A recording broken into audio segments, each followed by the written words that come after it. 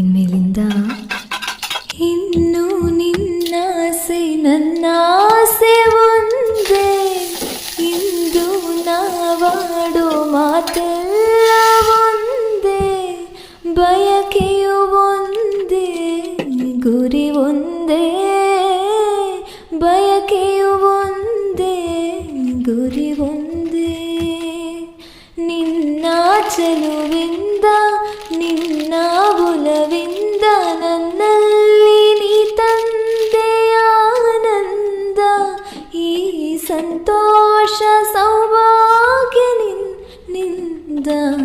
ಜೀವ ಹೂವಾಗಿದೆ, ಭಾವಜೀನಾಗಿದೆ, ಬಾಳು ಹಾಡಾಗಿದೆ, ನಿನ್ನ ಸೇರಿ ನಾನು ಜೀವ ಹೂವಾಗಿದೆ.